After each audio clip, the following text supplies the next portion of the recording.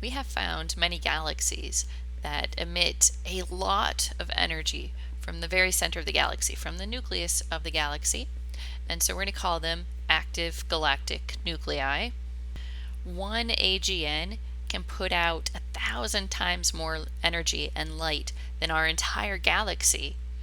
And all that energy seems to be coming from an area of space that's no larger than our solar system. Almost all the AGN that we can find are really, really, really far away. And remember that light takes time to travel. So that means that we are seeing them as they were a long time ago.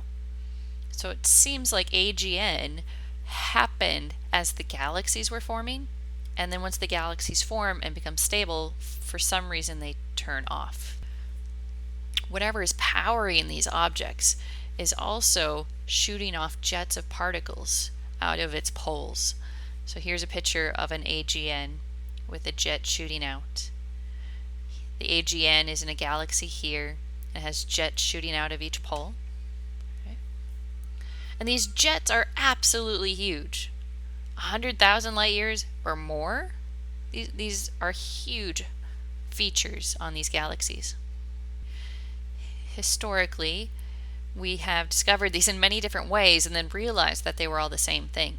So some other names of active galactic nuclei are quasars, Seyfert galaxies, radio galaxies, and BL-LAC objects.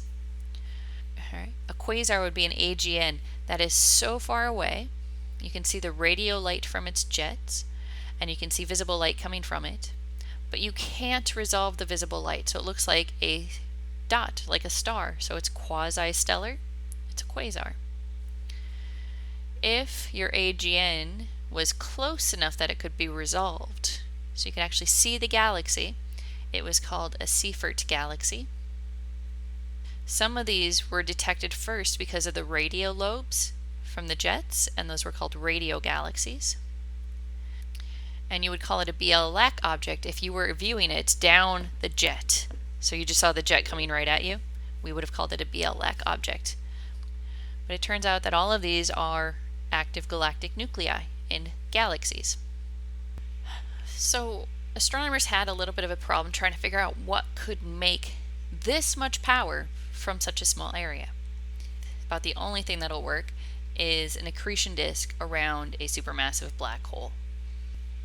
So right now the Milky Way's supermassive black hole isn't really eating. It doesn't have an accretion disk around it. But apparently in the distant past that was very common for the supermassive black holes to be accreting. And as the matter gets closer to the black hole, its gravitational energy can change into thermal energy, and this accretion disk is going to be able to be bright enough to be seen across the visible universe as a quasar. While the matter spirals in closer and closer to the black hole, it gets hotter, but it also speeds up. And so any magnetic field down around the black hole is going to be getting spun really fast and twisted really fast.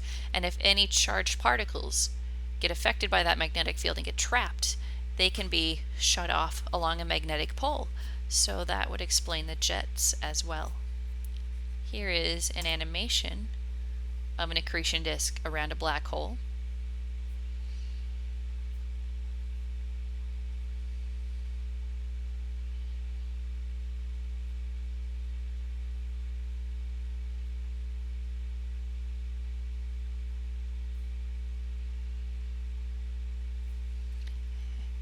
This jet would be visible in the radio light at those scales. It would not be visible.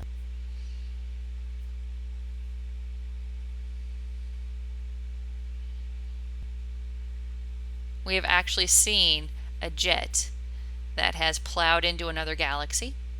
You could Google Death Star galaxy. So AGN are really amazingly powerful objects that we see at large distances early in the history of the universe, powered by supermassive black holes. So now that we have these light sources that are practically across the observable universe, can we use them for anything else that's useful? Okay.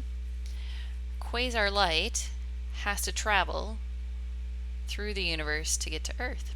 And as the light is traveling through the universe, it'll probably travel through some hydrogen clouds. Okay? And each time it goes through a cloud, hydrogen will absorb the color that it's allowed to. But before that light gets to the next cloud, the universe will have expanded. That light will have redshifted a little bit. So when it goes through this cloud, it's going to retake out hydrogen light, but at a slightly different wavelength. Okay?